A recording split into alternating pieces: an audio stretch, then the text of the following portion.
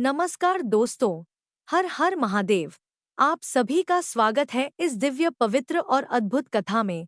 आज हम सुनेंगे शिव और माता पार्वती की वो महाकथा जिसे सुनने मात्र से मन पवित्र हो जाता है, घर में शांति आती है और जीवन में सकारात्मक ऊर्जा का प्रवाह होता है। तो चलिए अपने मन को शांत करें, अपनी सांसों को धीमा करें और शुरू करते हैं भगवान शिव और माता पार्वती का वह दिव्य मिलन जिसने पूरे ब्रह्मांड का संतुलन कायम किया।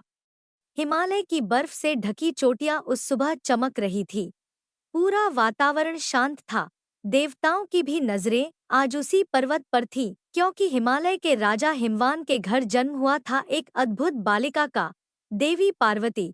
उनके जन्म के समय हवा में सुगंध फैल गई थी और आकाश से फूल बरस रहे थे। एक ऋषि ने कहा, ये कोई साधारण बालिका नहीं, ये भवानी है। ये आने वाले समय में भगवान शिव की अर्धांगिनी बनेंगी। पार्वती बड़ी हुई तो उनकी मन में एक ही नाम बस गया, शिव। जहाँ भी वो फूल तोड़ती मिट्टी पर त्रिशूल बन जाता, जहाँ पानी डालती वहाँ उभर आता। धीरे धीरे लोगों को समझ आने लगा कि यह प्रेम साधारण नहीं है। एक दिन नारद मुनि आए। उन्होंने मुस्कुराकर कहा, देवी, आपके हृदय में जो प्रेम है वह लोकलाज से ऊपर है। आपका जन्म ही शिवजी के साथ होने के लिए हुआ है। पार्वती ने कहा, महाराज, मैं उनकी ही हूँ, चाहे कितने जन्म क्यों ना लग जाए। उधर भगवान शिव सदियों से तप में थे।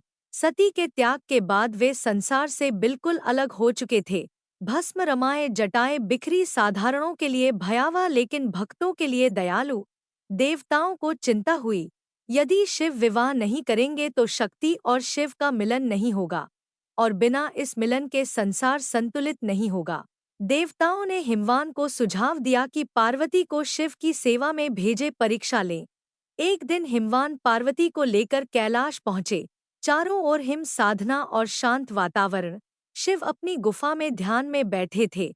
पार्वती ने उनके चरणों में फूल रख दिए। शिव ने आंखें खोली और केवल इतना कहा, देवी, मैं विरक्त हूँ। संसारिक बंधन मेरे लिए नहीं। पार्वती के दिल पर चोट लगी, लेकिन प्रेम हार मानने वाला नहीं।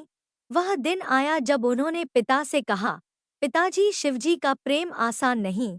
मैं तप करूंगी, मेरा शरीर जल जाए पर मन नहीं डगमगाएगा। हिमवान की आंखों में आंसू थे, लेकिन पार्वती पर्वतों की पुत्री थी।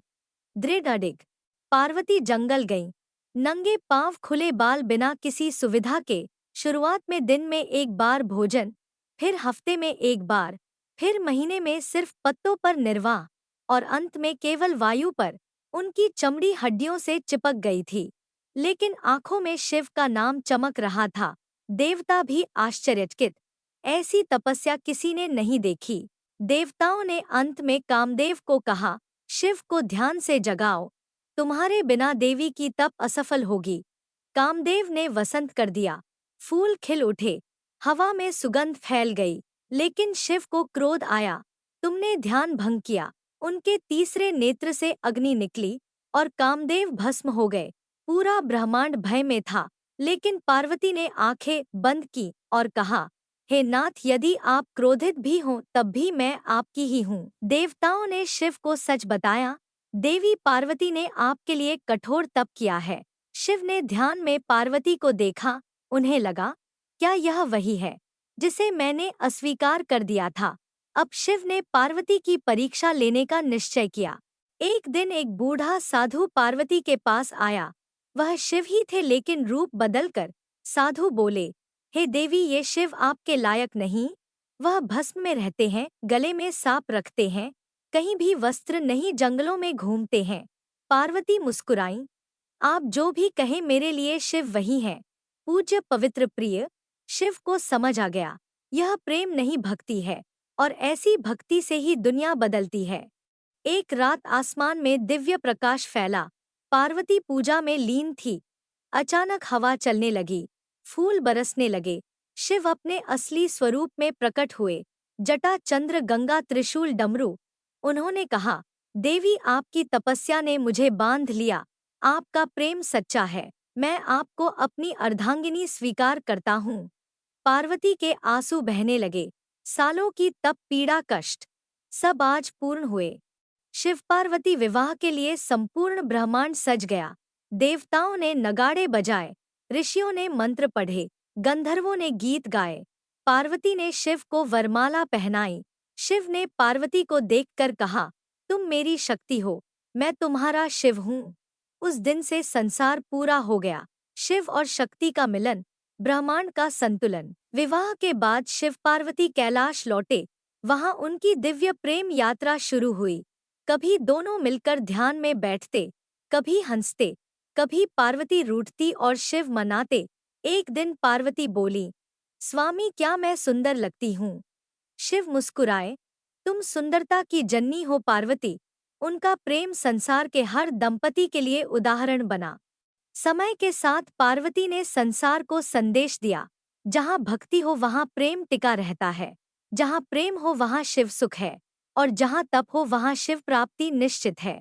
शिव बोले, जो अपने भीतर की शक्ति को पहचानता है वही शिव के मार्ग पर चलता है। शिव और पार्वती का प्रेम इतना गहरा था कि कहते हैं, जब भी कोई सच्चा प्रेमी किसी के लिए तप करता है तो उन्हें शिव पार्वती का आशीर्वाद मिलता है।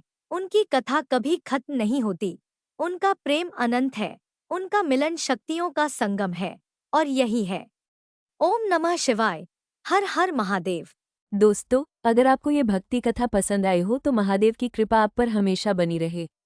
वीडियो को लाइक जरूर करें, चैनल को सब्सक्राइब करें और घंटी वाला आइकॉन दबाएं ताकि अगली भक्ति कथा सबसे पहले आप तक पहुंचे।